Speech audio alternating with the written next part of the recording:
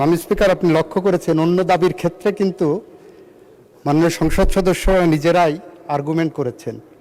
এই দাবির ক্ষেত্রে ওনারা কিন্তু পোশাক পরিহিত আইনজীবী হায়ার করে এনে উপস্থাপন করেছেন। আমি দেখেছি ব্যান্ড, ওনারা এখনো ব্যান্ড আছে, খেয়াল করেছি আমি। সুতরাং আমাকে একটু রোয়েশ হয়ে বুঝে শুনে উত্তর দিতে হবে মাননীয় স্পিকার। মাননীয় স্পিকার, আইনজীবী যে দাবিগুলো করেছেন খুব জুসি দাবি, খুব ভালো দাবি, খুব জনপ্রিয় দাবি, কিন্তু ছাঁটাই প্রস্তাবের রুলস অফ প্রসিজিওরের 118 অনুচ্ছেদের 118 বিধিতে যে পেরিফেরি করে দেওয়া হয়েছে সেই আলোকে করা হয়নি বলে এটা মিসকনসেপ্ট আর্গুমেন্ট।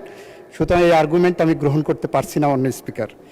মাননীয় স্পিকার, মাননীয় বিরোধী দলের সংসদ সদস্যদের মধ্য থেকে দুই ধরনের দাবি এসেছে।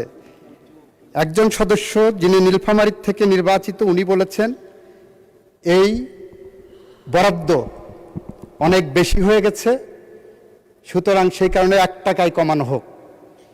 আর একজন সদস্য মিস্টার নজিবুর রহমান বলেছেন এই দাবি অনেক কম হয়ে গেছে, সুতরাং 1 টাকায় কমানো হোক।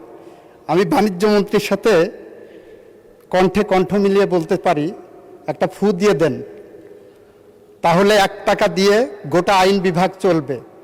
অথবা বিকল্প হিসেবে বলতে পারি, 1 টাকা দিয়ে যদি আইন বিভাগ চালানোর জন্য বলা হয় তাহলে যেভাবে চলবে, তাহলে আমার বিচার বিভাগ দরকার নাই, আইন বিভাগ দরকার নাই, এটা একটা পুলিশি রাষ্ট্র হয়ে যাক। তাহলে বিচার বিভাগের তো 1 টাকা দিয়ে চালানো সম্ভব না বর্তমান বাস্তবতায়। সেই প্রেক্ষাপটে মাননীয় স্পিকার 118 অনুচ্ছেদের 118 বিধির 5টা ডায়াগ্রাম করলে 5টা 118 বিধির ক অনুচ্ছেদে ডায়াগ্রাম করলে 5টা ইনগ্রিডিয়েন্টস পাওয়া যায়।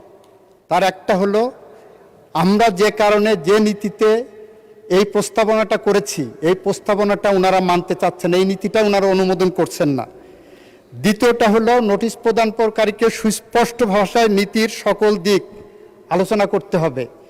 তৃতীয়ত হলো নির্দিষ্ট বিষয়ের মধ্যে সীমাবদ্ধ থাকতে হবে। চতুর্থত পঞ্চমত হলো বিকল্প নীতি অনুসরণের পরামর্শ দিতে পারেন ওনারা, কিন্তু ওনারা 1 টাকায় কমিয়ে 1 টাকা দিয়ে গোটা আইন বিচার বিভাগ কিভাবে চালানো সম্ভব সে ধরনের বিকল্প নীতি আমাদের সামনে উপস্থাপন করেননি মাননীয় স্পিকার।